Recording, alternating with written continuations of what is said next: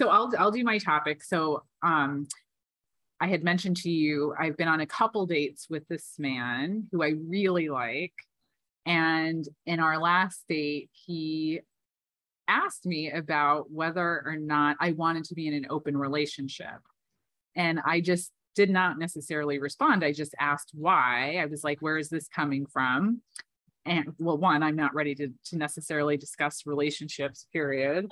But two, it was like, is there something that you want to tell me? Are you in an open relationship? And he said, no. He said, I just want to be clear that's not something I'm interested in.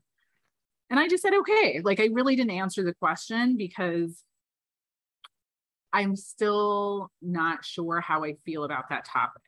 Like in one way, I understand why a couple would want to be in an open relationship, because I understand the side of, is it really fair to impose on one person that they're supposed to be your best friend and your confidant and your partner, and like have all these roles and be the only person you have sex with ever again in life. And on the other side, I understand that like there's something to be said about monogamy and like being with one person and exploring your life with them and building a life with them. But I also think that there could be in between, right? Because if you think about the foundation of what a relationship truly is, in my opinion, it's the friendship, it's trust, and if you can go to your partner and say, this is what I'm doing and this is why, and are you open to it? And I don't think there's anything wrong with that. Like, I think if two adults decide that that's what works for them, I don't give a shit, but I don't know for me personally what that would mean. And I do think sometimes that evolves and people change their mind. I've gone back and forth. I used to say absolutely not. And then I thought, oh my God, why are we in monogamous relationships? Like, historically, marriage and all of these things were in place to help build the country, right? Like, the United States was a new country. They were encouraging people to get married and giving them tax benefits and having children because they needed children and babies to grow the population, but we're not there anymore. I mean, maybe we should be, because our population is decreasing. No, there's no need. No, I mean, I understand. I think that's a bigger topic. And we've talked about it a little bit in the past. It's like, if the nation really wants to increase the population, then we need to take care of children and parents, right? Mm-hmm. Like, then we need to have an infrastructure in place where there is affordable housing and affordable education and equitable education and all these other variants. Healthcare. Yeah, big one. So let me ask you this question, and you sort of answered it, but I'm not sure I 100% agree with you yet. So okay. I want to get your 2 cents on this. You do not think human beings are monogamous creatures?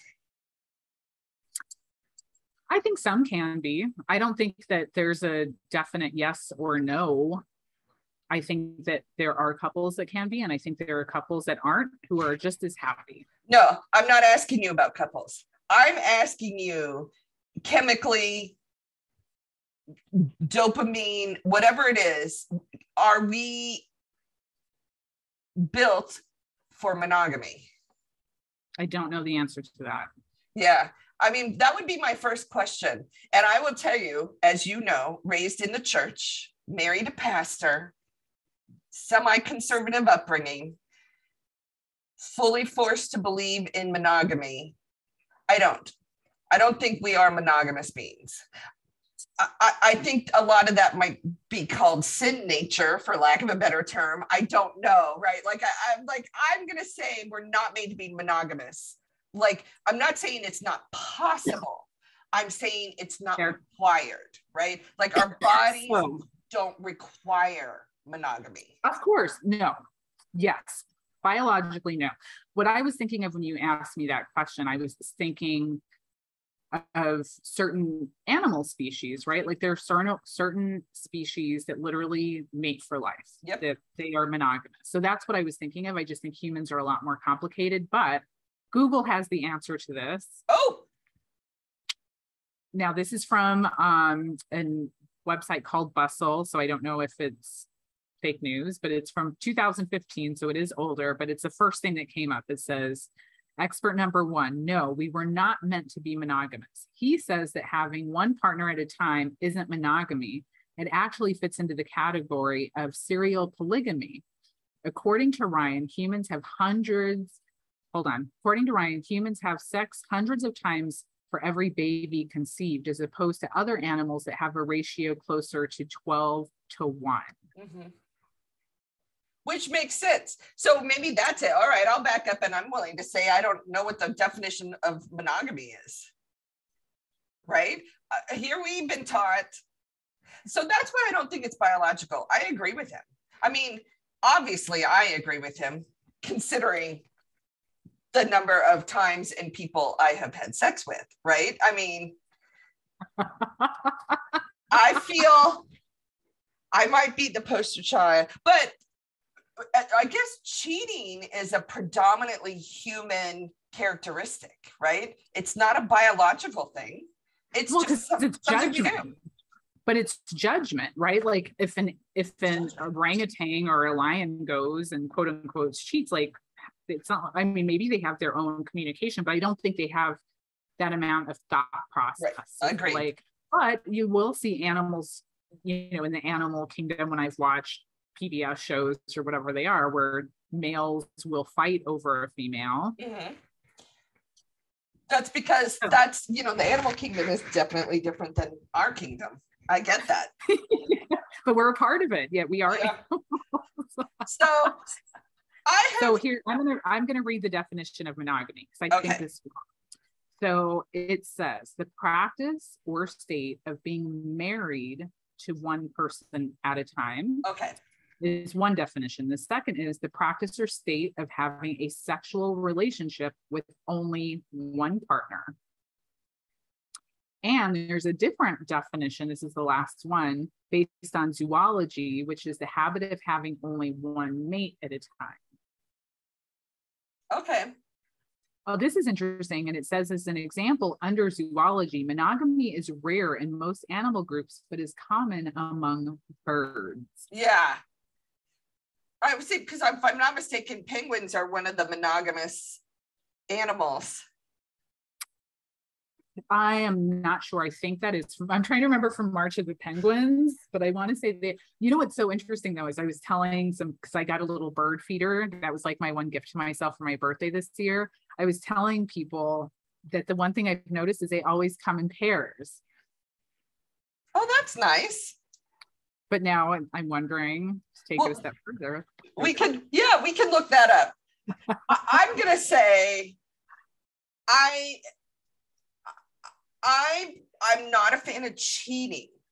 I am okay with open relationships. And there's a difference. Yes, there is. There's a huge difference, right? In cheating, you're lying.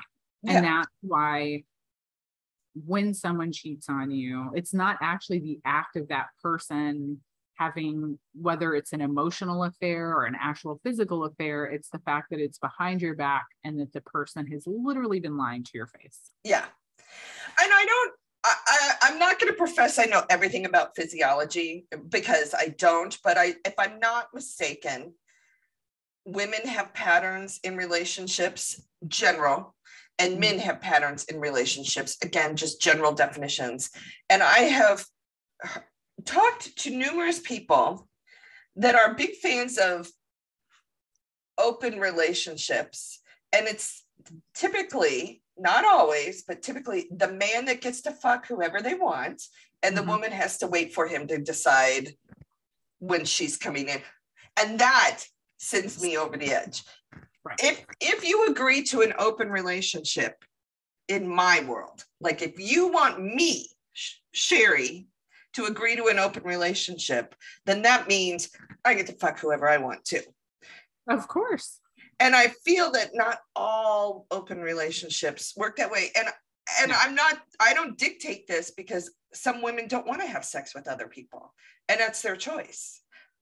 It's just difficult for me to be like, oh yeah, what a great idea, an open relationship. One person, it will not work out for in the end. That's what my fear always is. And that's why I'm not totally sold that it's something I would personally want to partake in. Is I think in theory, it may sound like a good idea because it makes sense in terms of we're not built to be monogamous. We're not, that you can love someone, like sex and love are completely two different things, right? Yes, they like are. You can Right. genuinely love someone, but not necessarily always want to have sex with only them. But I also feel like it just opens up the doors for so many other issues. Like if one of the two finds someone that they're really interested in, and now you have a third person and the other one doesn't, and like, are there like a couple people I do know who have been in open relationships, they have a lot of rules around it. Like you can't see you can't be with the same person more than 3 times. And like, all of these things that I feel like sometimes become very cumbersome. And I'm not really that great with rules like that. Yeah, neither would I be. And even also for me is and maybe this is why I'm not in a relationship, and it's probably true, right? Like, not only am I not in a relationship, but I'm not hell-bent to be in a relationship. But my thing is, if you want to hang out with me and you want to get to know me and we want to like do things together, great. That's the expectation. But if you say, hey, I want us to be in a relationship and I want you to be there for me when this happens, and you want to cook me dinner, and if you want me to like be the labor part of our relationship, then I'm going to expect something in return. Mm-hmm. You know what I mean? It is what it is. And so that's why I'm not opposed to an open relationship. I think though it sends me, like personally, for my life only, it sends me a message. And that message is, you're good, but you're not enough. And to which I say, okay, I choose this. This is what I'm in. I get it. And you're good and not enough for me as well. But I think if we really put those labels on things, like this me, I'm black and white, direct and to the point, whatever it might be, right? And that's what I would be like. I'm like, I actually was in a one-sided relationship once, but I asked him right away. So I knew what I was dealing with. I literally just said to him, hey, are you just fucking me? And he's like, yeah. And I said, okay, I like you. So I'm not just fucking. So the moment I cannot handle this situation, I'm walking away. And that is exactly what I did. It was, months later. And I just woke up one day and went, this is not working for me. And I walked away. But I don't know if a lot of women are able to be honest with themselves. 100%. Well, people in general, right? That's probably true. Yeah. I think that even men in some way can go, oh my God, that sounds amazing. Because to your point, so many of them, whether they're hearing bullshit from their friends or the films that we watch, go out. But when it actually comes to fruition and all of a sudden your wife or girlfriend or significant other is now also engaging, are you really going to be like, yeah, okay, no problem. Like, oh, where are you going tonight? Oh, you're going to go see who? Yeah. All right. Have fun. Tell them I said hello. I mean, but to be fair, I mean, I know a few people that are in open relationships, or the person that is involved in the open relationship, and it's been going on for years and they all seem fine. Like, I do think that there are certain personalities and arrangements. I mean, I've known a number of couples who've stayed together and haven't had sex for years. And it's like, they clearly love each other. They clearly have built these lives together. They want to be together. And maybe the sexual compatibility just isn't there, but they want that person to be there for them, and vice versa. I mean, I'm not saying just one-sided, but they don't want to give that up. And I think that what's kind of sad is the way our society is built, and this is still something that's very new, but it's taboo to a certain degree, that they can't even have those conversations. Right. it's funny because, you know, my as a human being, not just this conversation, but like our nature is to weigh in on things, right? I mean, that's the whole point of this show, for crying out loud, is you and me weighing in on things. And my first reaction is but I, thank God, I'll come back to, and it's none of our business how their relationship works. Yes, right? as long as they are consenting adults. Oh my God. Okay, this is a little bit of a side note, but I just had to share this because I saw it on some social media outlet. I don't remember, Twitter, Instagram, wherever. And it was so bothersome. I can't even, to me, it was. It's a woman, and I think it was a TikTok video. And she was trying to say that pedophilia has a negative connotation and that there's another term, and that there are adults who are attracted to younger people, and tried to give it like a different name and was justifying it. And I'm watching this going, this is one of the most vile things. Like, absolutely not. It is no, absolutely never not okay. Never. Never. Yeah, agreed. And again, that's why we have laws, right? I mean, although the Republicans are trying to change them. Laws, yes. This law in particular? In I believe it's Tennessee, I could be wrong. There was a Republican legislature who was trying to change the age of marriage to like 12 or 15. No. Are you kidding me? I'm not kidding. Okay, hold please.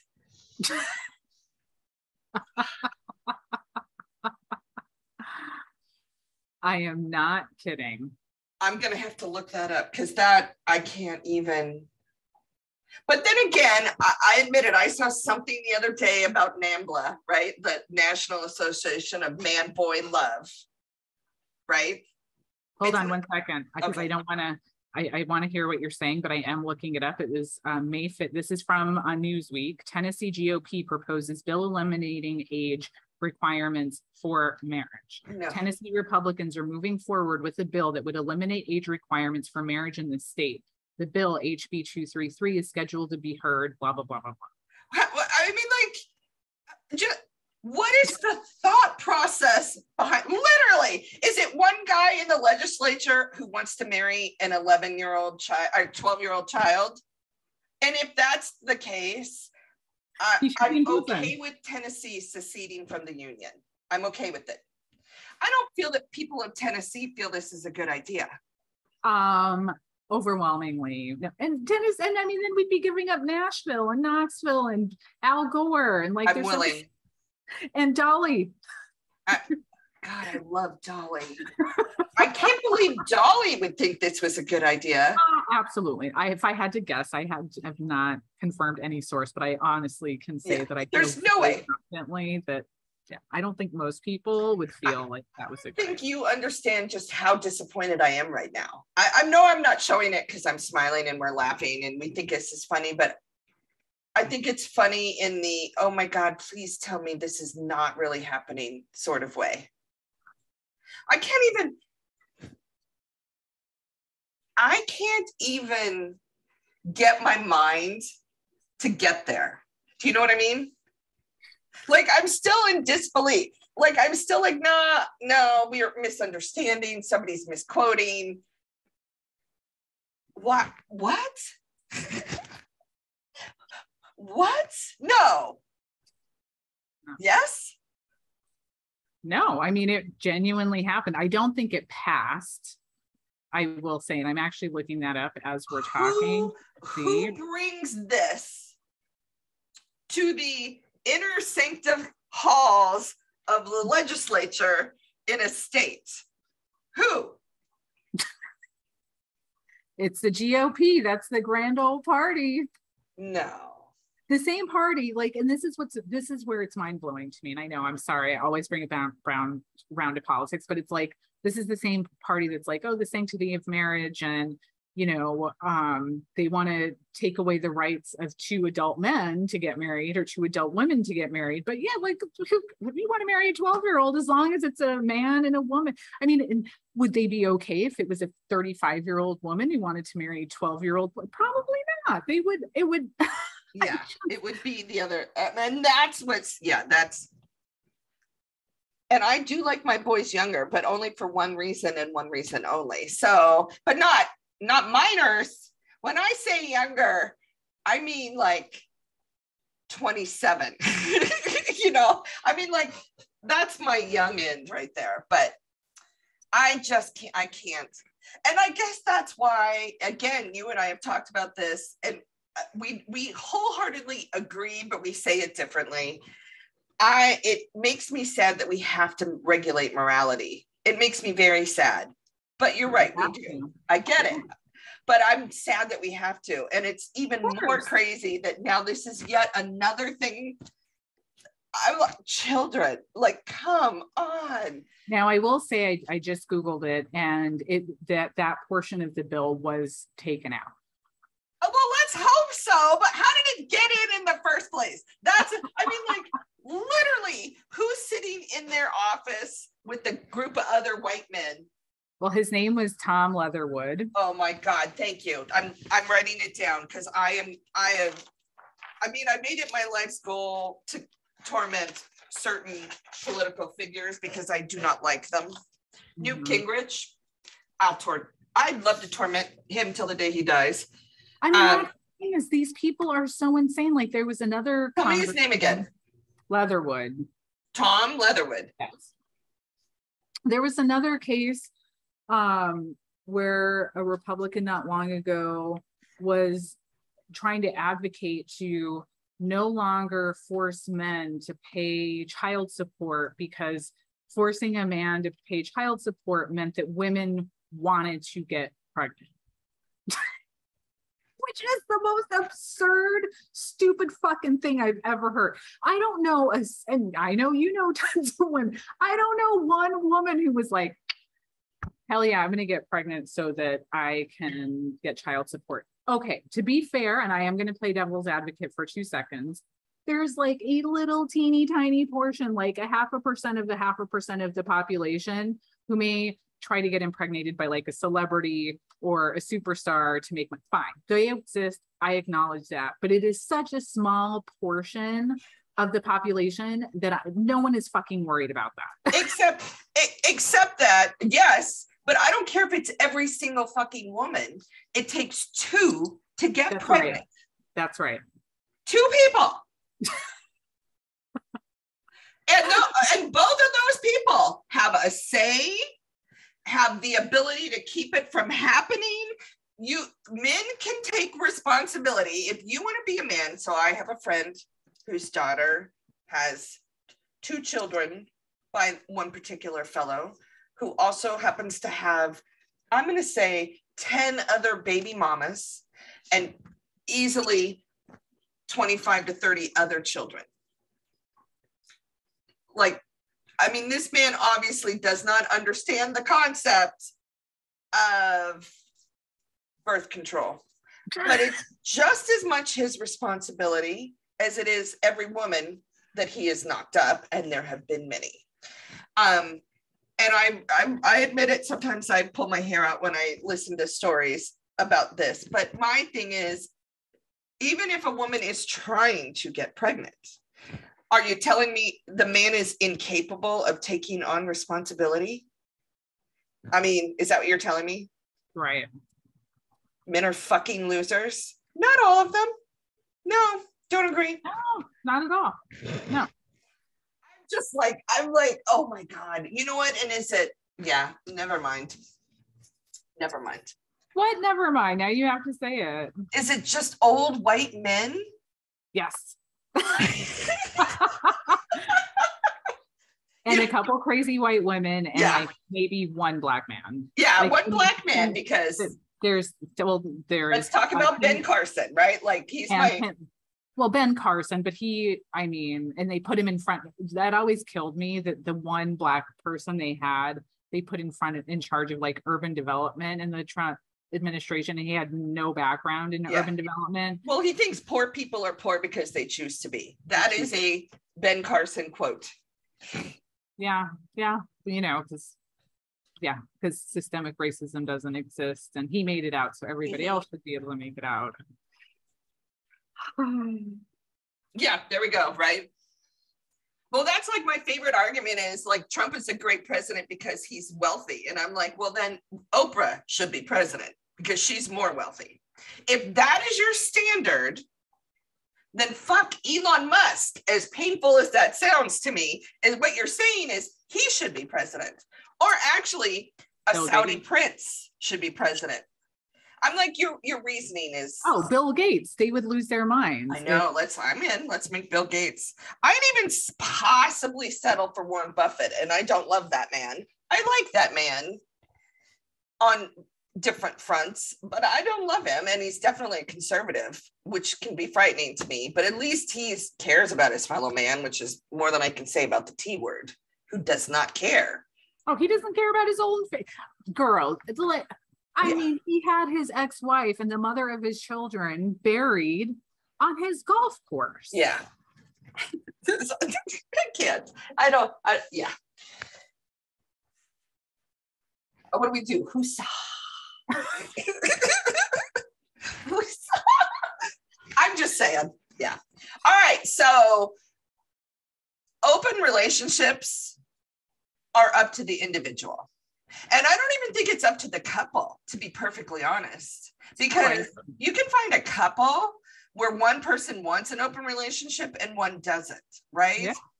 And I personally think that says something to the other person. That's what I think. I could be wrong. I'm just saying, if it doesn't work for you and the other person insists on it, you might want to evaluate the entire situation. Yes. I'm not telling you what to do. I definitely don't want to regulate it. Can you imagine if it was against the law to have sex with someone else while you were in a relationship with them? Every old white man would go to prison. It would suddenly be different. We'd have to get rid of all the black men to make room for the old white men. Well, and in one ways we do regulate it, right? Because we do have laws on the books around polygamy. Yeah. Which I'm okay with. But that's officially getting married. But it's still religious. I mean, it's like, I mean, in my opinion, like, I don't have an issue with polygamy. Oh, I see what you're saying.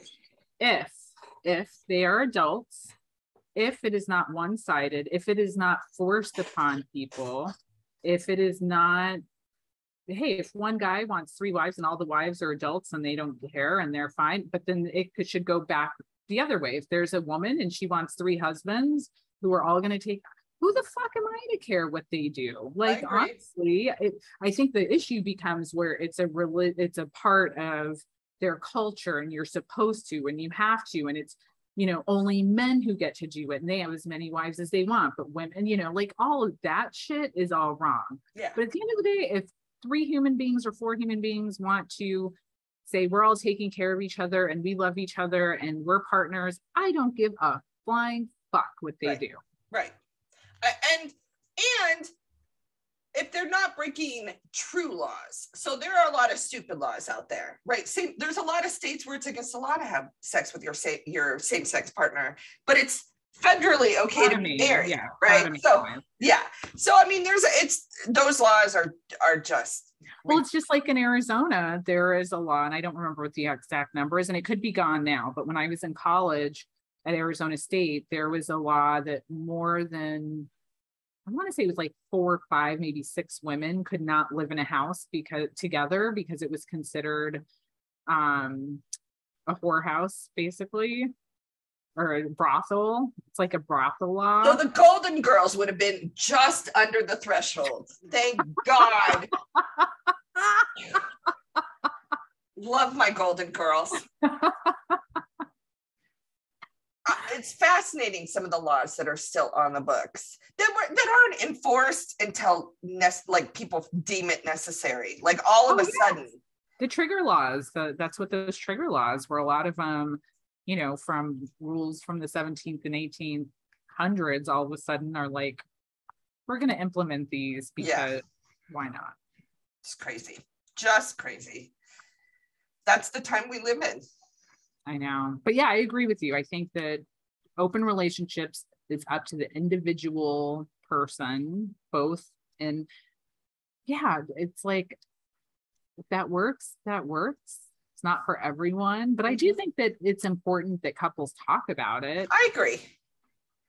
Well, I mean, I think I agree. To them, if it's important to them. I mean, yeah, I was like, I mean, I do agree. You know why? Because then there's part of me that's like, what I feel is important in a relationship is that you're honest with your partner, right? And that honesty may end that relationship.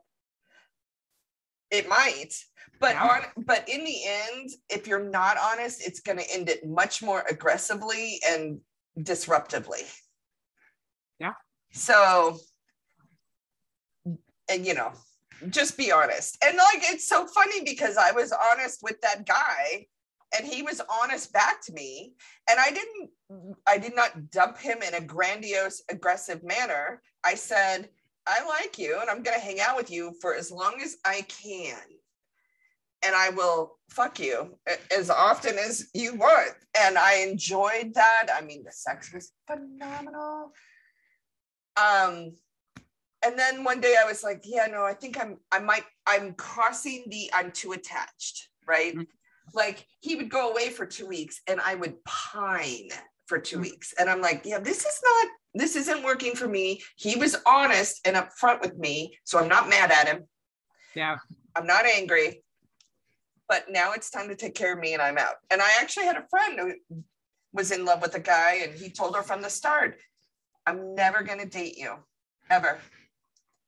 And I think she didn't hear that. A lot of the time people don't hear it. Like I have a friend who had told a woman that he was dating he was not going to stay in New York forever, and he meant it. And somehow they were dating for a while, and then it was coming upon the time where his lease was up, blah blah blah, and she was like, oh, you're leaving. And it was like, he said, I've been telling you that. And she really just didn't want to hear it, unfortunately.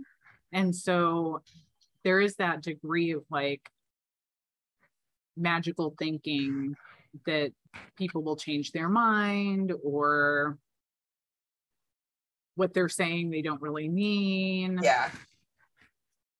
And it's like, no, like you've got to listen. You've got to listen. And it's hard. Like when you're hearing something that you don't want to hear, It is easy to put it into a compartment and try to forget about it. Yes. Especially when you tell me that Tennessee wants to pass a law that says it's okay to date 12 or marry 12-year-olds. I'm like, I'm hearing it, but I'm not hearing it. Like, I'm not hearing it here. I can't. But yes, I do agree.